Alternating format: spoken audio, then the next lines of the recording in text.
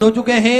आप सबकी तरफ से व्यासपीठ को नमन करते हुए हम सबके प्रिय, हम सबके लाडले ठाकुर कल्लू जी महाराज के चरणों में नमन करते हुए परम सत्य, परम आदरणीय, विश्वविख्यात पूज्य गुरुदेव के पावन चरणों को नमन करते हुए और आप सभी शिव भक्तों के चरणों में नमन करते हुए सुंदर आज कथा के हम सभी प्रथम दिवस पे प्रवेश करेंगे। उससे पहले मैं निवेदन करना चाहूंगा, श्री मोहन हुले सिंह जी पाटिल, श्री हेमंत गुलाब राव जी पाटिल, श्री प्रसाद मोहन जी पाटिल, श्री शुभम मंगेश जी पाटिल बड़े ही आदर और सम्मान से मंच पे पधारे, व्यासपीठ का पूजन करें और पूज्य गुरुदेव से आशीर्वाद प्राप्त करें। सुंदर आज कथा के प्रथम दिवस पे हम सभी प्रवेश करेंगे और आप सभी को ज्ञात है कि सिद्धपुर नगरी सीहोर की पावन धरा पर विशाल कुबेरेश्वर धाम की स्थापना होने जा रही है। ये एक ऐसा धाम बनने जा रहा है जो 12 ज्योतिर्लिंग के मध्य में केंद्र में स्थापित होगा। कंकर शंकर की ये पावन धरा, कंकर शंकर की ये पावन भूमि जप स्थली है, तप स्थली है, साधना स्थली है, आराधना स्थली है। भगवान की कृपा दृष्टि इस धरा पर हमेशा विद्यमान होती है। जो भी भक्त अपने मन की मुराद लेकर कुबेर भंडारी के चरणों तक पहुंचता है और किसी भी स्थान पर बैठकर 108 बार श्री शिवाय नमस्तुभ्यम का जाप कर लेता है, मेरा कुबेर भंडारी, मेरा राजा धीराज महाकाल राजा उन सभी भक्तों की मनोकामना कुछ ही दिन में, कुछ ही महीनों में पूर्ण कर देता है। ऐसी कृपा मेरे देवाधिदेव महादेव की है और निरंतर आप सभी को ज्ञात है सेवा का कार्य भी इस धरा से प्रथमता में चलता है। सेवा का कार्य आप सभी को ज्ञात है कि चाहे गौ माता की सेवा हो या फिर मानव सेवा हो, श्री बिठले सेवा समिति हमेशा बढ़ चढ़कर कार्य करती है। आप सभी को ज्ञात है कि भोजन भंडारा जो कि प्रतिदिन सुचारू रूप से चलता है, जिसपे भक्त भोजन भंडारे का आनंद ग्रहण करते हैं। लाखों की संख्या में, हजारों की संख्या में, सैकड़ों की संख्या में भक्त पहुंचते हैं और भोजन भंडारे का आनंद लेकर अपने जीवन को कृतार्थ करते हैं, आनंद में करते हैं। आप सभी को ज्ञात है कि विश्व की सबसे बड़ी और भव्य भोजनशालाओं में से एक कुबेर भंडारी की भोजनशाला है, जिसपे प्रतिदिन भक्त भोजन भंडारे का आनंद लेकर अपने जीवन को कृतार्थ करते हैं। साथ में जो प्राथमिक उपचार केंद्र श्री बिठले सेवा समिति के सानिध्य में चलता है, जिसपे निःशुल्क रूप से दवाई गोली भी वितरण की जाती है। साथ में समय समय अनुसार स्वास्थ्य शिविर भी पूज्य गुरुदेव के सानिध्य में लगाए जाते हैं।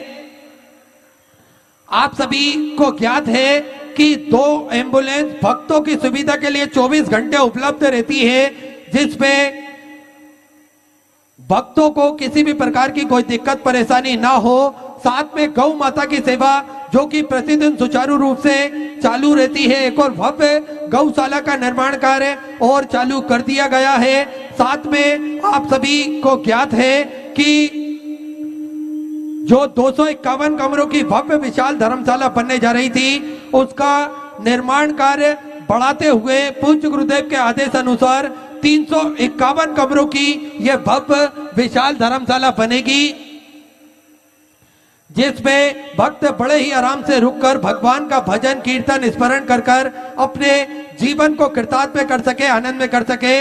और पूज्य गुरुदेव ने एक संकल्प लिया है, आप सभी को ज्ञात है कि पूज्य गुरुदेव द्वारा एक संकल्प लिया है, सभी सनातन धर्म को मानने वाले लोगों के गले में रुद्राक्ष हो, सभी सनातन धर्म को मानने वाले लोगों के घर के मंदिर में रुद्राक्ष हो और उस रुद्राक्ष का महत्व स्वतः ही वो जान सके। इसलिए कुबेर भंडारी की धरा से निःशुल्क रूप से रुद्राक्ष वितरण किए जाते हैं, जिनका किसी भी प्रकार का कोई शुल्क नहीं लिया जाता है। आप सभी को ज्ञात है कि प्रतिदिन सुबह 10 बजे से शाम 5 बजे तक ये रुद्राक्ष वितरण किए जाते हैं। ये रुद्राक्ष ना ही कोरियर किए जाते हैं और ना ही किसी के द्वारा भेजे जाते हैं। आपको स्वतः ही कुबेर भंडारी की पावन धरा पर पहुंचना है और रुद्राक्ष आप बड़े ही आराम से वहां से प्राप्त कर सकते हैं। रुद्राक्ष का कोई शुल्क नहीं लिया जाता है। यह पूज्य गुरुदेव ने शंकर भगवान की कुबेरेश्वर महादेव की हर हर महादेव हर हर महादेव हर हर महादेव। काशी विश्वनाथ ओगरदानी त्रिकालदर्शी कैलाशी अविनाशी भगवान शिव, जिनकी पुनित पावन शिव महापुराण की कथा संपूर्ण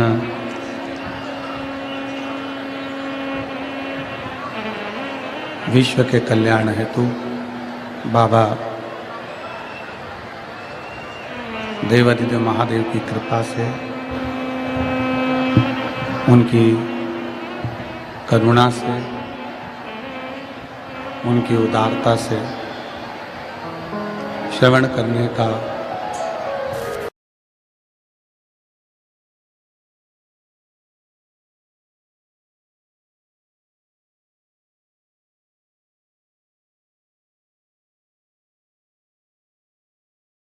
पावन शिव महापुराण की कथा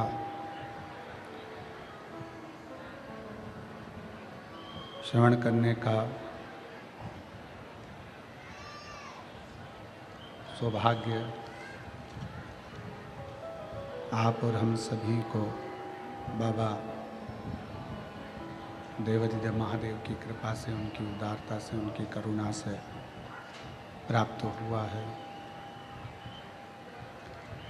भगवान शिव की ये पवित्र पावन शिव महापुराण की कथा जो संपूर्ण विश्व के कल्याण हेतु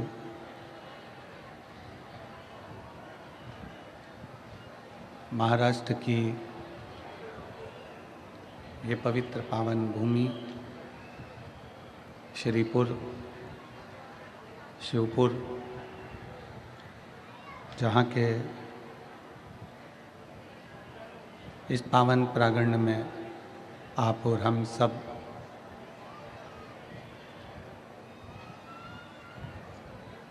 भगवान शंकर की करुणा का, उनकी उदारता का, उनकी दया का, भगवान पर आपका विश्वास है, शंकर भगवान पर आपका श्रद्धा है, भरोसा है, दृढ़ता है, इसलिए पहुंचा है।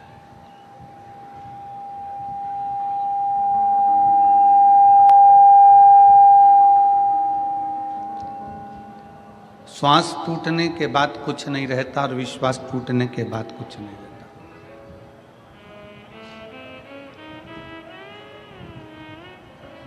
श्वास टूट गई, शरीर को ले जाकर शमशान में डाल दिया, जला दिया, आग लगा दिया, चिता पर लेटाकर अग्नि दे दी, भस्म हो गया शरीर, कुछ बचा नहीं। उसी तरह जैसे श्वास टूटने के बाद कुछ नहीं रहता, उसी तरह विश्वास टूटने के बाद भी कुछ नहीं रहता। आज आप लाखों की संख्या में पहुंचे हो, लाखों की संख्या में यहाँ पर एकत्रित हुए हो।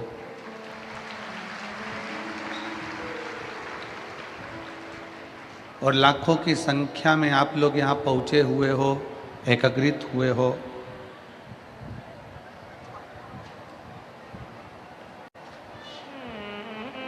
ये आप सबका विश्वास है, ये आप सबका भरोसा है, ये आप सबकी दृढ़ता है।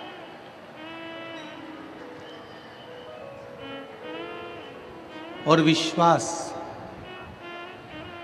भरोसा, दृढ़ता जब बढ़ती है, विश्वास जब बढ़ता है, भरोसा जब बढ़ता है, दृढ़ता जब बढ़ती है, के साथ बैठे हो। शिव क्या ना दे आपको, शंकर क्या ना प्रदान करे आपको।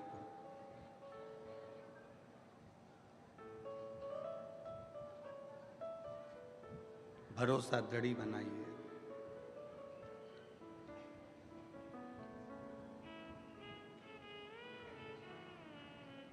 एक बांध का पानी जब खतरे के निशान तक पहुंचता है,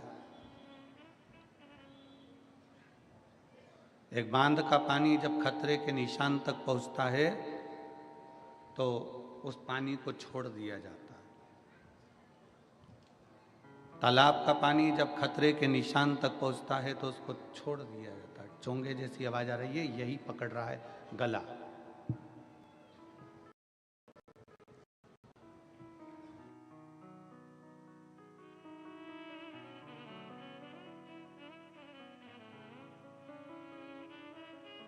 शंभु, तालाब का पानी जब बढ़ता है तो उसको छोड़ दिया जाता है।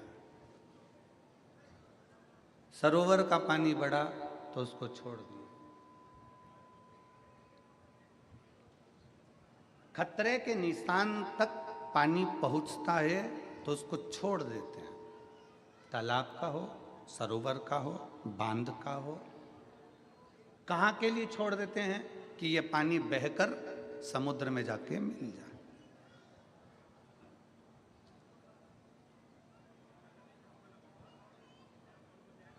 समुद्र में जाके ये पानी मिले। खतरे के निशान तक पानी आया तो उसको छोड़ दिया गया। खतरे के निशान तक पानी पहुंचा तो उसको छोड़ दिया।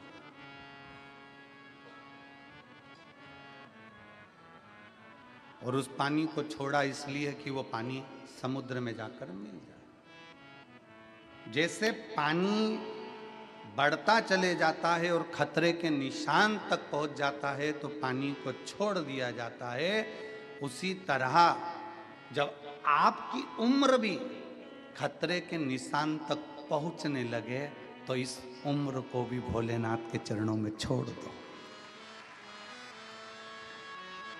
ये उम्र भी खतरे के निशान तक पहुंचती है।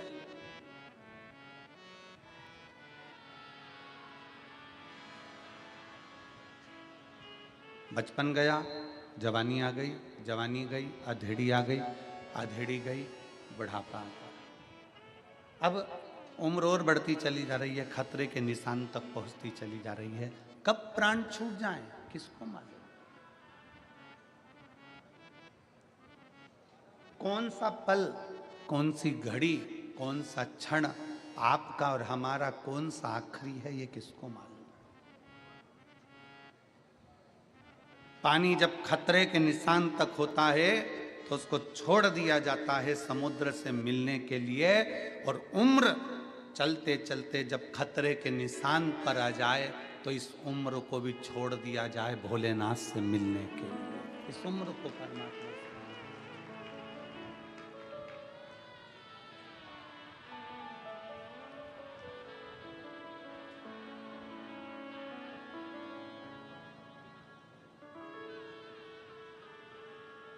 कभी जिंदगी में एक मौका मिले, मेरे काल अधिपति महाकाल राजा के चरणों में बैठो।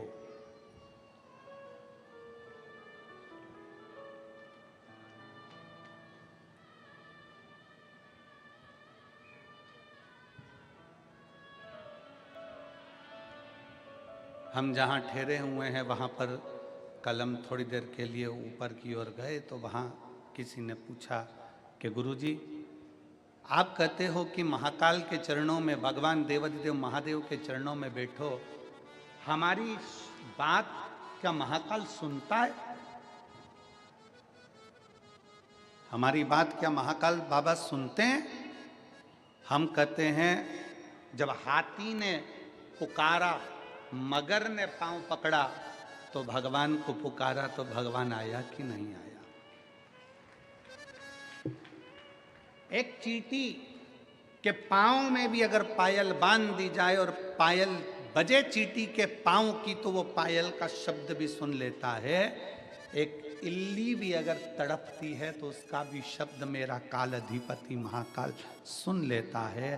तो संसार में जन्म लेने वाले प्रत्येक मनुष्य की बात शिव सुनता है।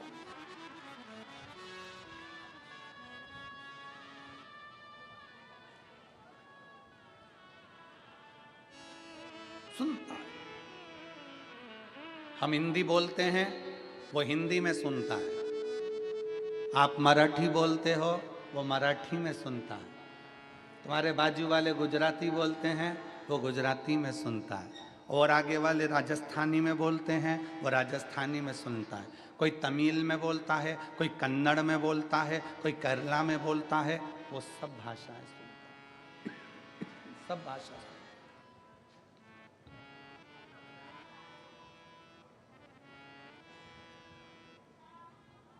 तुम्हें 10-20 भाषा आती होगी।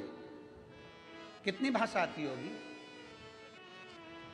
आपको और हमको 10-20 भाषाओं का स्मरण हो सकता है, हम समझ सकते हो।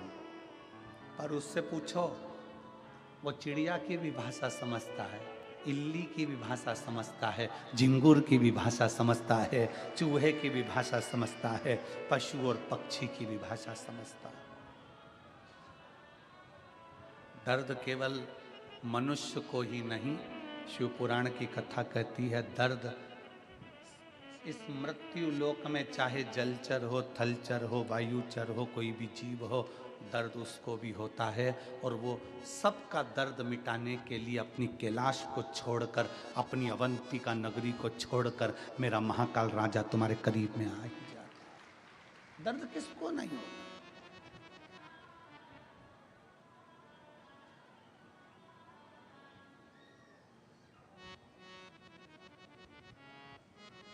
एक भरोसा, एक दृढ़ता, एक विश्वास।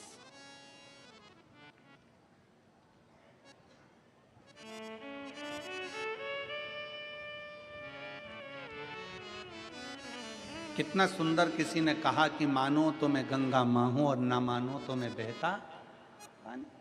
अगर मान रहे हो तो मैं गंगा जी हूं, नहीं मानोगे तो बहता पानी।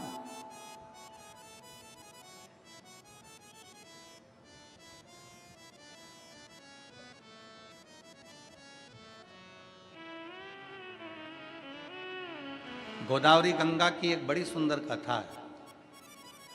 आप लोगों ने सुनी कि नहीं सुनी वो हमको नहीं मालूम। माँ गोदावरी गंगा की बड़ी सुंदर कथा है। अंत ऋषि अपने कामद वन में बैठे हुए थे।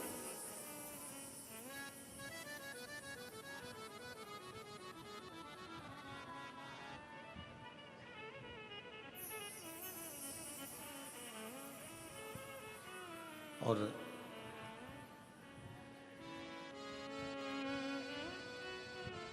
तप में लीन थे। आज उन्हें माता अनसुईया जी से कह दिया था, अनसुईया 54 वर्ष का तप करने के लिए बैठ रहा हूं और तू मुझे जगाना मत। 54 वर्ष का मैं तप करूंगा, 54 ईयर्स।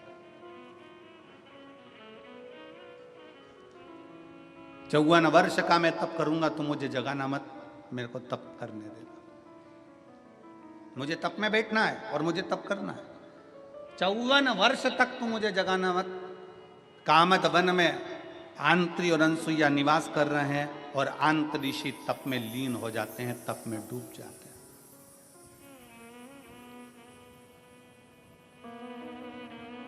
अनसुईया जी को क्या मालूम था कि ये कौन सी लीला होने वाली है, उनको तो कुछ ज्ञात नहीं था।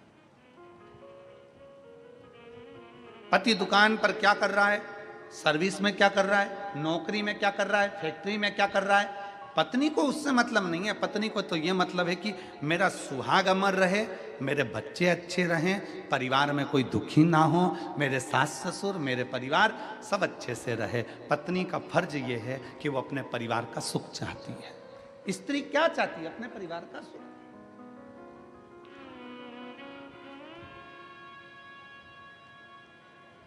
और कोई कोई पति आकर कह भी देते हैं हमसे, हमारी पत्नी ऐसी है गुरुजी कि वो हार बनवाने का कहती है, कोई कहती है कि मुझे साड़ी दिलाओ, कोई कहती है मुझे मंगलसूत्र दिलाओ, कोई कहती है मुझे चूड़ा दिलाओ, कोई कहती है मुझे ये दिलाओ। तो हम उन पतियों से कह देते हैं दिला दो ना, दिलाने में तुम्हें क्या टेंशन है, दिला दो। अरे गुरुजी अगर अभी दिलाएंगे तो और डिमांड करेगी। अभी हमने हार दिला दिया, फिर कहेगी कड़ा दिलाओ, कड़ा दिला दिया तो कहेगी ये दिलाओ, फिर कहेगी वो दिलाओ, डिमांड बढ़ती चली जाएगी। हमने कहा बढ़ने दो ना, अच्छा है, डिमांड बढ़ना चाहिए, तुम तो दिला दो। अरे गुरुजी तुम हमारी पत्नी का पक्ष ले रहे हो, तुम्हें तो हमारा पक्ष लेना चाहिए। हमने कहा ईमानदारी से बोल, अगर तू 25-50 एक आध लाख की रकम अपनी पत्नी को दिला देगा तो ईमानदारी से बोलना, पत्नी वो रकम लेकर क्या ऊपर जाएगी? पत्नी वो रकम तेरे ही बुरे वक्त में काम आने के लिए निकाल कर दे दे। पत्नी रकम लेकर ऊपर जाएगी। अगर वो अंगूठी मांग रही है, अगर वो मंगलसूत्र मांग रही है, अगर वो चूड़ा मांग रही है, थोड़ा सा उसने विनय करा है, दे दो। अरे पति कहता है अगली बार फिर डिमांड करेगी, अरे करने दो ना। पड़ोसी से थोड़ी ना मांग रही है, तुमसे मांग रही है। और जो अपना होता है, जो अपना प्रिय होता है, मांगा भी उसी से जाता है। जैसे मेरे महादेव अपने प्रिय हैं तो उनसे मांगा जाता है। हमने पहले भी कथा में कहा, कई लोग हमारी इस बात का विरोध करते हैं। कई लोग कहते हैं कि भगवान से नहीं मांगना चाहिए, भगवान को तो देना चाहिए, भगवान से कुछ मत मांगो, भगवान को तो देओ, भगवान से कुछ मत मांगो, भगवान को तो देओ। कई लोग हमारे इस बात का विरोध करते हैं। और हम क्या कहते हैं कि वो तुम्हारा बाप है, वो तुम्हारा पिता है, वो तुम्हारा बाप है, तुम्हारा पिता है। और अपने माँ बाप से मांगने में संकोच नहीं करना चाहिए। माँ बाप के पास बैठो, उससे अपने दिल की बात कहो और मांगो। वो अपना पिता है, अपनी माँ है, उससे क्या।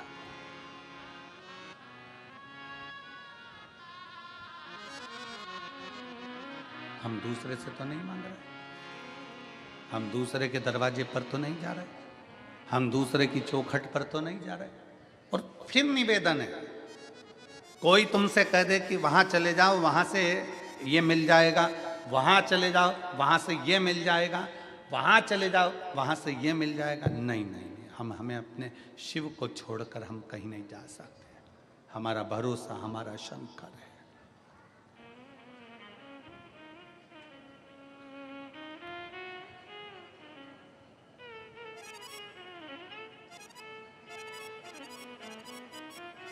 हमारा भरोसा हमारा शिव है, हमारा भरोसा हमारा शंकर है।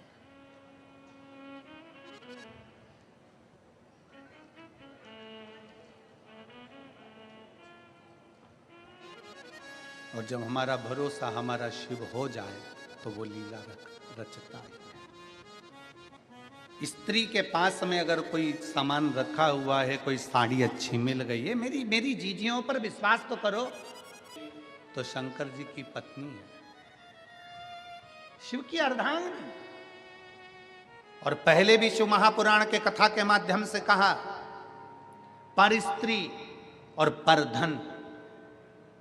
जब हम इस पर गलत दृष्टि दे देते हैं तो समझ लेना कि हमने अपने पूरी कुल को डुबोने का सोच लिया, हमने पूरे कुल को डुबोने का सोच लिया।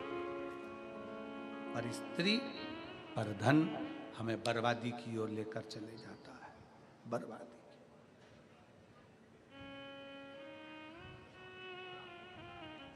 पराई स्त्री को हमने अगर गलत दृष्टि से देखा है तो समझ लो कि हम बर्बादी की ओर बढ़ रहे हैं। और पराया धन, किसी के पास करोड़ों का धन है वो अपनी जगह पर है, किसी के पास करोड़ों की जमीन है वो अपनी जगह पर है, किसी के पास करोड़ों की पूंजी है वो अपनी जगह पर है। उसके धन पर आप अपनी गलत दृष्टि मत दीजिए, उसके धन पर, उसके वैभव पर आप अपनी गलत दृष्टि मत दीजिए।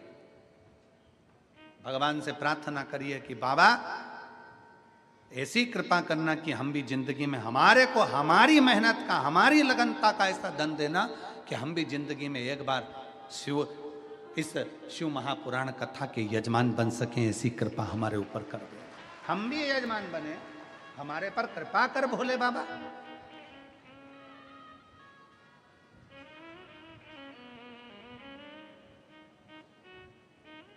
उससे प्रार्थना करिए, उससे निवेदन करिए, उससे विनय करिए। जब वो सबको दे सकता है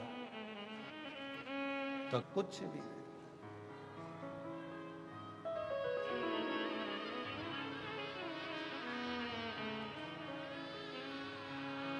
सब लुटा दिया, सब कुछ अपने पास में नहीं रखा, सब कुछ प्रदान किया। वो अपने पास रखता ही नहीं है, दुनिया को देना जानता है, और फिर भी कुछ भी नहीं है। भगवान विष्णु के पास बैकुंठ का राज्य है, ब्रह्मा जी के पास ब्रह्मा जी का ब्रह्मलोक का राज्य है, इंद्र के पास इंद्रलोक का राज्य है, गरुण वरुण के पास सारी दुनिया का राज्य है। शंकर जी के पास कुछ भी नहीं है, शमशान में निवास है, फक्कड़ है, कुछ नहीं। तो भी देवता और मनुष्य सबका एक, देव का भी देव महादेव। कुछ नहीं होने पर भी महादेव, कुछ नहीं होने पर।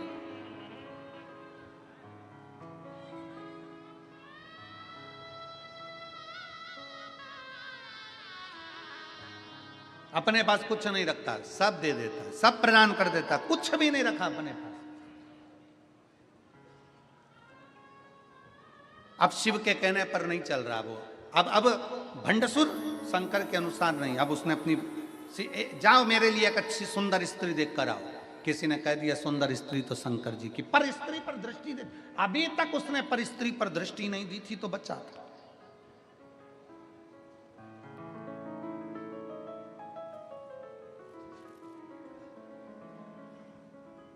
जिस दिन पर नारी पर दृष्टि देना चालू कर देते हो, उस दिन तुम्हारी बर्बादी का सिरा तुम्हारे सामने आ जाता है और तुम बर्बादी की ओर बढ़ जाते हो।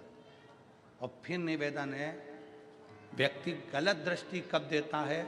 जवानी के समय पर। मछली पानी में और मनुष्य जवानी में जरा ज्यादा ही उछलता है।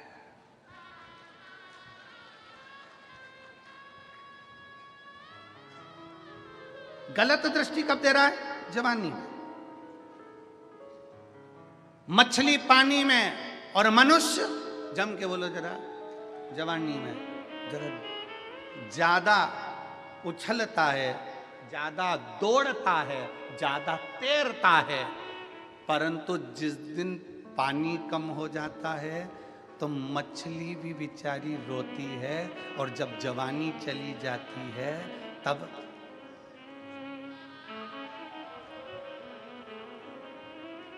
अब नहीं बोलूं तो अच्छा है, बोलूंगा तो कहोगे शुगर वाला महाराज फिर ऐसा बोल देता है। वैसे विवादों में घिरे रहते हैं, इसलिए थोड़ा अच्छे से कथा हो जाती है तो बड़ी शांति से अच्छी। चाहिए क्या? मछली की चतुरता और मनुष्य की चतुरता यहां होना चाहिए। मछली जवानी में ज्यादा उछलती है, मछली पानी में ज्यादा उछलती है, मनुष्य जवानी में ज्यादा उछलता है।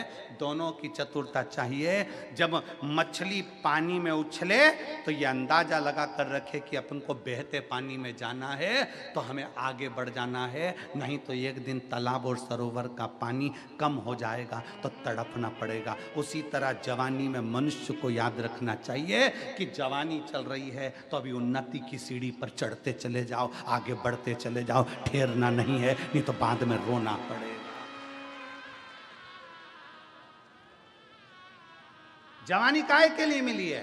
मछली को पानी काहे के लिए मिला? कि मछली पानी में तैर, और जब पानी आगे बढ़े, बारिश का पानी गिरे और बहता जाए, उसके साथ बहकर आगे निकल जाना, समुद्र तक पहुंच जाएगी, बहुत मंजिल तक पहुंच जाएगी। जवानी काहे के लिए मिली? भोग और विलास के लिए ना। जवानी इसलिए मिली कि आगे बढ़, अगर आज बढ़ गया तो बुढ़ापे में आराम से बैठेगा, आराम से बैठेगा और 2 रोटी प्रेम की खाएगा। और अगर आज जवानी में मोटरसाइकिल उठाई, बुड़ बुड़ करके यहाँ चले गया, वहां चले गया, दोस्तों के साथ गप्पे मारा, थोड़ी देर तंबाकू मलकर फटखरा, मदिरा की दुकान पर बैठ गया, वेश्यावृत्ति में बैठ गया, जुए में बैठ गया, तो बुढ़ापे में इतना रोएगा कि लोग थूक थूक कर जाएंगे। इससे अच्छा है मछली और मनुष्य, मछली को पानी दिखे तो उछल लेना, आगे बढ़कर समुद्र तक पहुंचो, और तुम्हें जवानी मिली है तो इतना बुड़ बुड़ करके मत चलाना कि दूसरे दिन हॉस्पिटल में पड़े मिलो। तो सावधानी। इसीलिए पुलिस वाले कहते हैं अति घाई दुखदायक।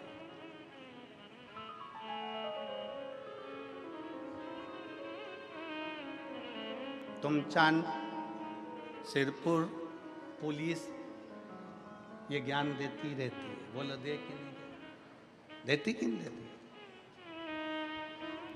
अति घाई, जम के बोलो जरा, दुखदायी। इसलिए इतनी घाई नहीं करना। जवानी आई है, थोड़ा सावधानी रखिए, बहुत सावधानी रखना पड़ेगा। हम कई बहुओं से भी कहते हैं, हम कई बेटियों से भी कहते हैं, हम कई बेटों से भी कहते हैं, बहुत सावधानी रखना, बहुत सावधानी, सावधानी। कई दूसरे धर्म के लड़के मोटरसाइकिल ले लेकर आएंगे, अपनी बॉडी सॉडी दिखाएंगे, अच्छा थोड़ा दिखाएंगे, तुम्हारे मोबाइल में 500 का बैलेंस डलवाएंगे और तुम्हारी ज़िंदगी बर्बाद कर कर फ्रिज के अंदर टुकड़े कर कर छोड़ जाएंगे। उससे अच्छा है कि अपने सनातन धर्म की मजबूती रखिए, अपने सनातन धर्म की मजबूती रखिए, अपने विचारों की मजबूती रखिए, अपनी सोच की मजबूती, भटके ना।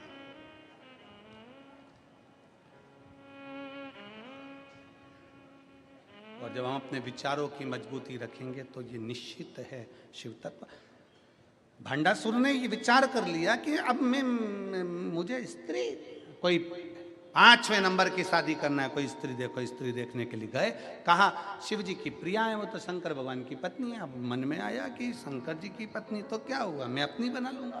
क्रोध आ गया शंकर भगवान को, और माँ जगत जननी जगदम्बा त्रिपुरा सुंदरी का रूप धर कर आई, और माता त्रिपुरा सुंदरी ने उसी समय पर भंड का वध कर दिया। मरा क्यों? क्योंकि गलत दृष्टि, गलत स्त्री पर स्त्री पर, दूसरी स्त्री पर दे दी थी। कंस मरता नहीं, पर कंस ने माता देवकी के केस पकड़ लिए थे। रावण मरता नहीं, पर माता जानकी का हस्त कमल पकड़कर खींच लिया था। पर स्त्री पर जब जब दृष्टि गई है, तब तक पूरा की पूरा कुल बर्बाद हो गया है। पूरा की भंडसुर का संहार माता त्रिपुरा सुंदरी ने कर दिया।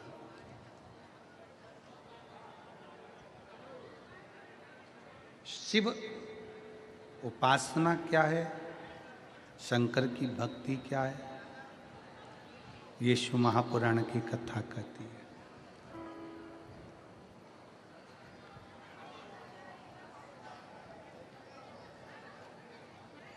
कामदवन में आंत्री बाबा निवास कर रहे हैं।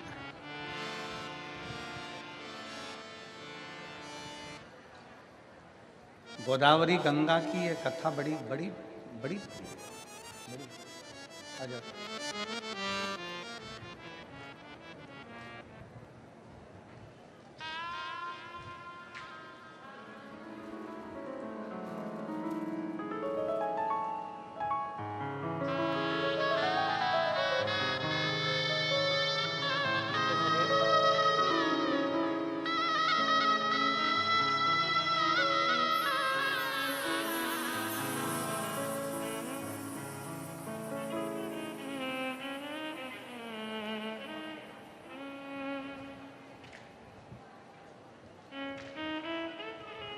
कामदवन में आंत्री बाबा अनसुईया जी के साथ में निवास कर रहे हैं।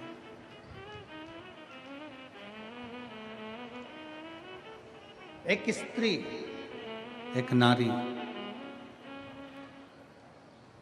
तपस्वियों के तप से बड़ा उसका तप, साधना उसकी बड़ी, अविरल भक्ति उसकी बड़ी, और ऐसी साधना माता अनसुईया की रही है।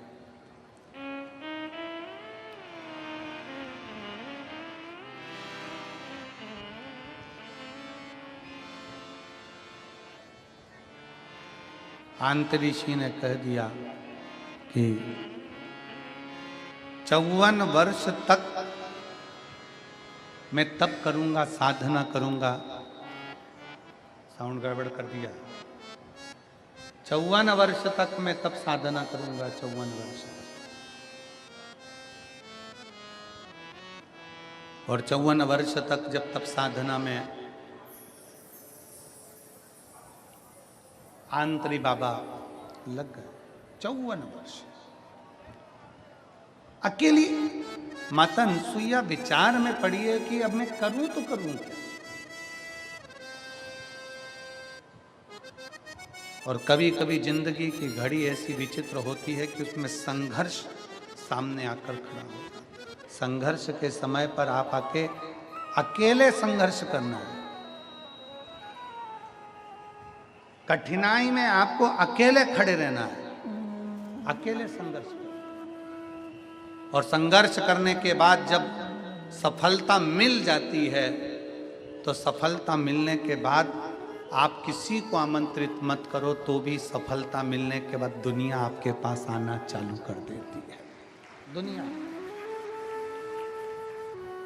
संघर्ष अकेले करना है, संघर्ष की घड़ी अकेली है, संघर्ष आपको अकेले करना है।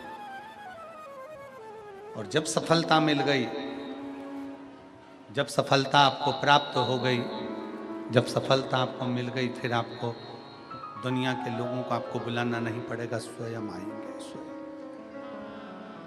अनसुईया माता ने, अनसुईया जी ने संघर्ष का समय माता अनसुईया का चालू हो गया और माता अनसुईया संघर्ष की घड़ी में सम्मुख हो गई। सम्मुख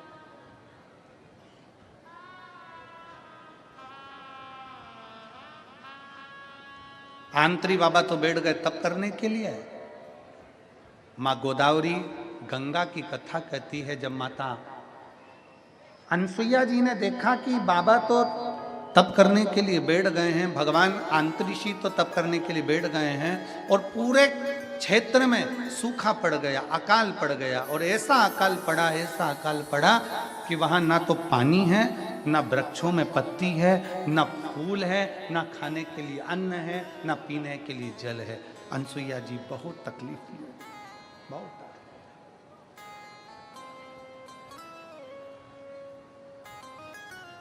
अनसुईया मैया के, अनसुईया जी ने देखा कि जितने जितने उनके शिष्य थे वो भी सब छोड़ छोड़ कर चले गए। जितने शिष्य थे, साउंड सेट करो भैया, साउंड सेट करिए।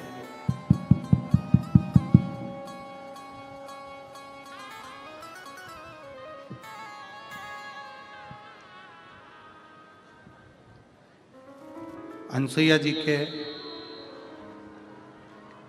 आंतरी मुनि के, आंतरिषि के जितने शिष्य थे,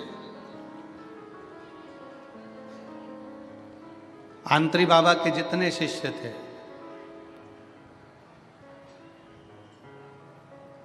सब छोड़ छोड़ कर चले गए, क्योंकि सूखा पड़ रहा है, पानी नहीं है, अन्न नहीं है, अकाल पड़ा हुआ है, कुछ है ही नहीं। तो फिर सब चले गए, सब।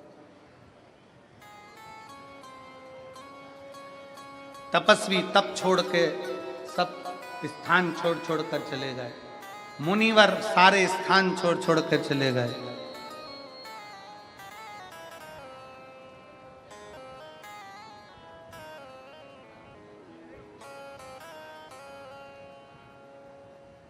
अनसुईया जी ने देखा कि बड़ी दुखी स्थिति है, क्या करा जाए। तब माता अनसुईया जी ने एक पार्थिव शिवलिंग की स्थापना करी है, एक पार्थिव शिवलिंग की स्थापना करी।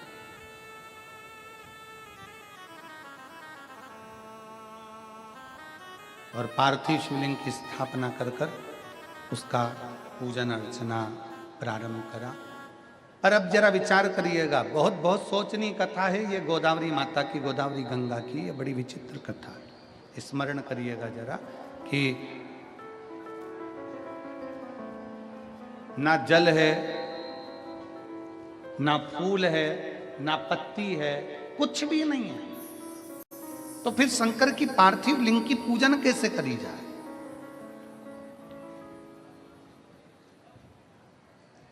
फिर पार्थिव शिवलिंग का पूजन अर्चना करा कैसे जाए?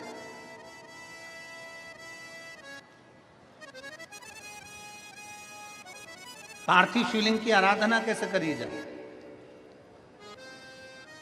सिरपुर की इस शिव महापुराण की कथा का एक स्मरण अपनी जिंदगी में रखिएगा कि अगर शंकर की आराधना करने के लिए बैठे हो, शंकर की आराधना करने के लिए आप विराजमान हो, शिव की आराधना करने के लिए आप बैठे हो, शंकर की आराधना यदि आप कर रहे हो,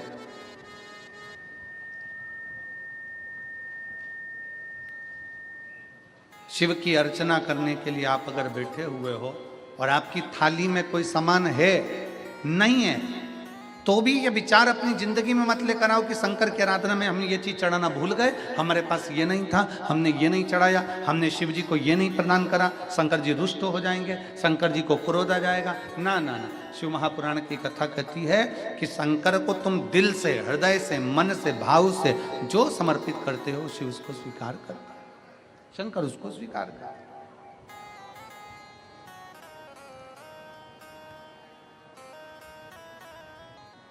शिव उसको स्वीकार कर लेता है। कुछ है तो ठीक, नहीं है तो ठीक। एक पत्र है देखिए, सोनी विठल जगताप, मुकाम पोस्ट बाघाड़ी, बाघाड़ी है, बाघाड़ी तहसील सिरपुर, जिला धूलिया। कहीं बैठे हों तो हाथ हिला सकते हैं। आप इधर आइए और यहाँ खड़े होकर साउंड सुनिए कि कैसी आवाज आ रही है।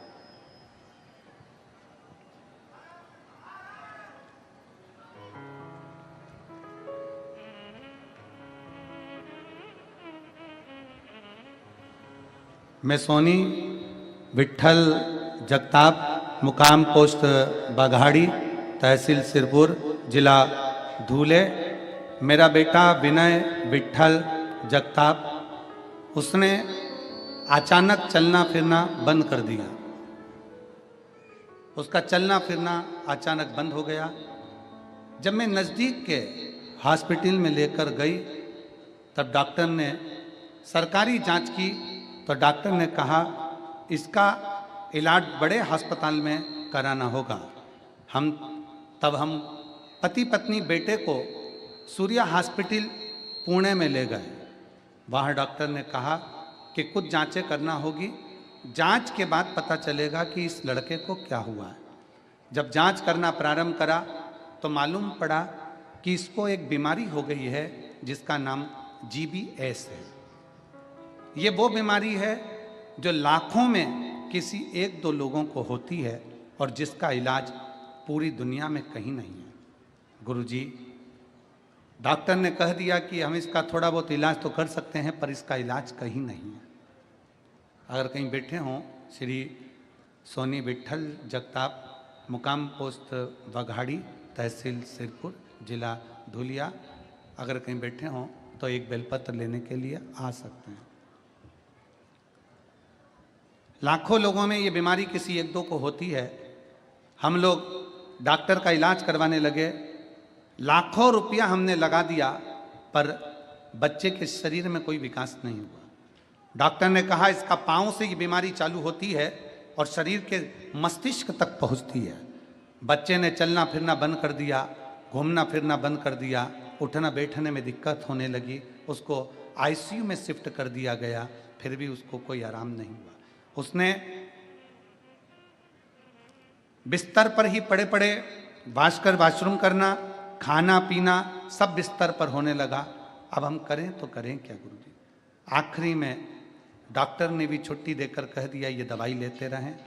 मेरे ससुर के कहने पर हम भले पर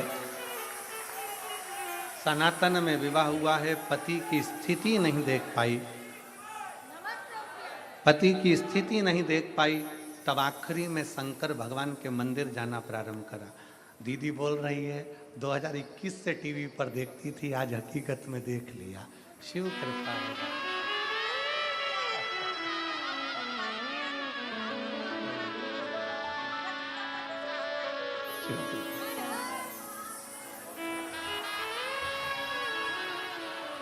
दीदी कह रही है मैं भले मुस्लिम संप्रदाय से हूं पर मेरा विवाह हिंदू में हुआ है, पर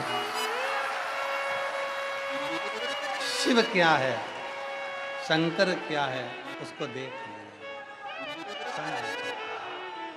शिव की भक्ति किसको कहते हैं, शंकर की उदारता किसको कहते हैं, शिव की शरणागति किसको कहते हैं, विश्वास किसको कहते हैं। बोल बम का नारा है बाबा, एक विश्वास अपने भीतर दृढ़ करिए, एक भरोसा अपने भीतर दृढ़ करिए। जब विश्वास और भरोसा, अब क्या कर दिया वापस, एक विश्वास और भरोसा दृढ़ होगा। जब विश्वास की पूर्णता प्रबल होगी तो शिव क्यों नहीं मिले, शिव क्यों ना मिले।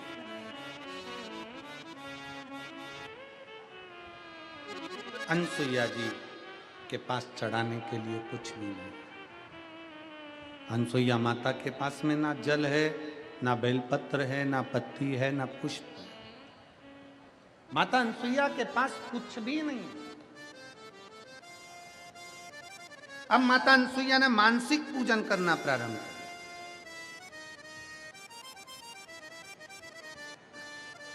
मन से थोड़ा ध्यान दीजिएगा कथा पर। कोई तुमसे कहे कि शंकर जी को ये चीज चढ़ाना तो बहुत जरूरी है, कोई तुमसे कहे कि शंकर भगवान को बेलपत्र बहुत जरूरी है चढ़ाना, कोई तुमसे कहे कि भगवान शंकर को ये चढ़ाना जरूरी है। शिव महापुराण की कथा कहती है मेरी जीजियां जितनी पंडाल में रहती हैं, पंडाल में बैठती हैं, पंडाल में बैठकर मेरे जीजा जीजियां जो कथा सुनते हैं वो 7 दिन तक बाहर नहीं निकलते। वो जल चढ़ाने के लिए भी कहीं जा नहीं पाते। क्या करते हैं, उनका नियम टूटता नहीं है, वो यहीं बैठे बैठे ये मन में विचार कर लेते हैं कि मैं शंकर भगवान को 1 लोटा जल चढ़ा रही हूँ, मैं शिव जी को बेलपत्र चढ़ा रही हूँ, मैं शंकर को अबीर गुलाल चढ़ा रही हूँ, मैं शंकर भगवान को चंदन लगा रही हूँ। इसको हमारी मानसिक पूजन कही गई, इसको हमारे यहाँ मानसिक पूजन, मानसिक सेवा कही गई कि मन से करा जाए। अनसुईया जी ने मन से सेवा करना प्रारंभ करा। जल नहीं था चढ़ाने के लिए क्योंकि अकाल पड़ा हुआ था, सूखा पड़ा हुआ था, पत्ती नहीं थी वृक्षों में क्योंकि शंकर भगवान को चढ़ाने के लिए, क्योंकि जल ही नहीं था, कहीं पुष्प नहीं थे। मानसिक पूजन माता अनसुईया जी ने करना प्रारंभ करी। वो पूजन का फल ऐसा हुआ, समय निकला 54 वर्ष की समाधि माता भगवान आंतरी ऋषि कर रहे हैं और अनसुईया जी पूजन में लीन है। पूजन का फल ऐसा मिला कि 33 कोटि देवता, सारी नदियां, सारे सरोवर, सारे तालाब माता अनसुईया जी का दर्शन करने के लिए कामत वन में, माता अनसुईया जी का दर्शन करने के लिए कामत। 338743338 ये मिस कॉल नंबर है। एक बार आप मिस कॉल देंगे तो आप समिति से जुड़ते चले जाएंगे और समिति द्वारा आपको आने वाले कार्यक्रमों की सूचनाएं इसी नंबर पर प्राप्त होती रहेगी। एक बार फिर नंबर लिख लीजिए 74338 जितने लोग आस्था चैनल पर कथा सुन रहे हैं, फेसबुक यूट्यूब पर कथा सुन रहे हैं, वो भी मिस कॉल अवश्य दें जिससे आप समिति से जुड़ सके। हर हाल से जुड़ने के लिए एक मिस कॉल नंबर है, वो मिस कॉल आप सबको लेन देना है। जितने आस्था चैनल पर कथा सुन रहे हैं, जितने लोग यहाँ बैठे हैं, एक मिस कॉल अवश्य दें। मिस कॉल नंबर है 7438 338, फिर वापिस 74338। आप लोग बोलो नंबर क्या है, जम के बोलो जरा। 74। आप बहुत ज्यादा संख्या में आए हो, लाखों की संख्या है, अनगिनत संख्या है, इसलिए निवेदन है बहुत सावधानी से रहिएगा। सोने की रकम पहनकर कोई भी पंडाल में नहीं आएगा। अपने महंगे महंगे मोबाइल सब घर पर छोड़कर आइए। कीमती सामान को लेकर कथा में मत आइए। कोई भी सामान यदि आपका खोता है उसके जवाबदार आप होंगे, प्रशासन उसका जवाबदार या समिति जवाबदार नहीं होगी। छोटे छोटे बच्चों को संभाल कर रखिए, बच्चों का हाथ पकड़ कर रखिए, बच्चों की जेब में एड्रेस की पर्ची जरूर रखिए, उसका नाम और एड्रेस बच्चे की जेब में होना चाहिए। भीड़ बहुत ज़्यादा संख्या में है, आप लोग सावधान से कथा का रसतत्व ग्रहण करें। आज कथा का पहला दिन विराम ले रहा है, कल कथा के दूसरे दिन में हम लोग प्रवेश करेंगे। हर हर महादेव। एक निवेदन सभी से, मोबाइल लाए हो, समिति